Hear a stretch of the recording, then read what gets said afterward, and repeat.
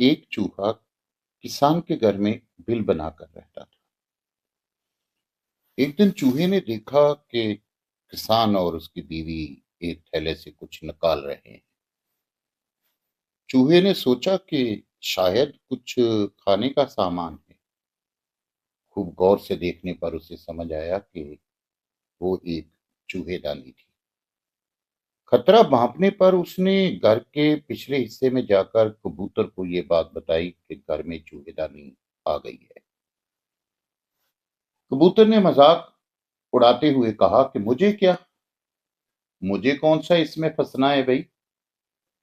بیچارہ چوہا ڈرتے ڈرتے یہ بات مرغ کو بتانے گیا۔ مرغ نے بھی مذاق اڑاتے ہوئے کہا جا بھائی، یہ میرا مسئلہ نہیں ہے۔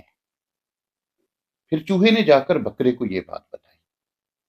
بکرا ہنستے ہنستے لوٹ پوٹ ہونے لگا۔ اسی رات چوہے دانی میں کھٹک کی آواز ہوئی جس میں ایک زہریلا سانپ پھنس گیا تھا۔ اندھیرے میں اس کی دم کو چوہا سمجھ کر کسان کی بیوی اسے نکالنے لگی تو سانپ نے اسے ڈس لیا۔ بیوی کی طبیعت بگڑنے پر کسان نے حکیم کو بلوایا۔ حکیم نے اسے کبوتر کا سوپ پلانے کا مشورہ دیا۔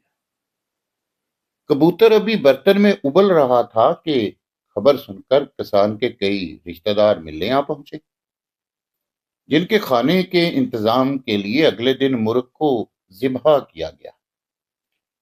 کچھ دنوں کے بعد کسان کی بیوی مر گئی۔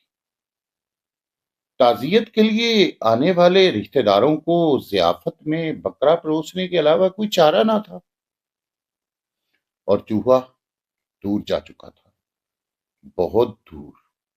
اگلی بار کوئی آپ کو اپنا مسئلہ بتائے اور آپ کو لگے کہ یہ میرا مسئلہ نہیں ہے تو انتظار کیجیے اور سوچئے، اگر سماج کا ایک عضو، ایک طبقہ، ایک شہری خطرے میں ہے تو پورا ملک خطرے میں ہے۔